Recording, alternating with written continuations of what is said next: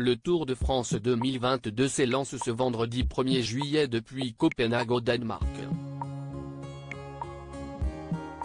Et pour la 6e année consécutive, les téléspectateurs de France Télévisions n'auront pas le bonheur de voir Gérard Holtz sur le bord de la route.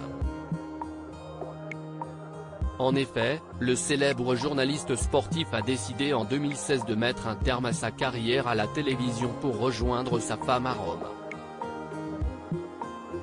Il se consacre désormais à l'écriture et il vient d'ailleurs de publier À la conquête de l'impossible, aux éditions Grund, un livre coécrit avec son fils Julien. Pour l'occasion, Gérard Holtz s'est confié à nos confrères de Télépro en Belgique. L'ancien journaliste a notamment évoqué ce qui reste pour lui le pire souvenir de sa carrière, la chute mortelle de Fabio Casartelli sur le Tour de France 1995. Le cycliste italien âgé de 24 ans est mort le 18 juillet après une terrible chute dans la descente du col de Portet d'Aspet dans les Pyrénées. La chute est arrivée à 20 mètres de moi, on est arrivé avec la voiture, j'ai relevé Johan Museeuw et malheureusement Casartelli était la tête fracassée sur le sol, c'était un très mauvais moment, explique Gérard Holtz toujours très touché par ce drame. Ce jour-là, Fabio Casartelli ne portait pas de casque, à cause de la chaleur.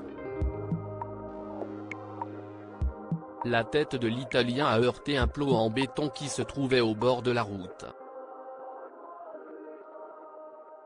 Héliporté à l'hôpital de Tarbes, il a été victime de plusieurs arrêts cardiaques avant de mourir.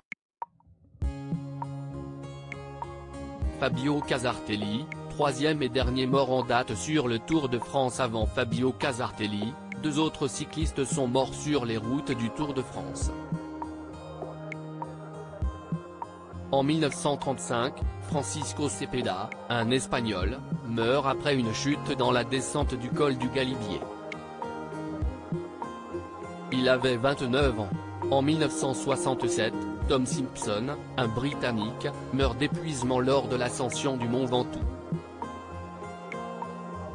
Il avait, lui aussi, 29 ans.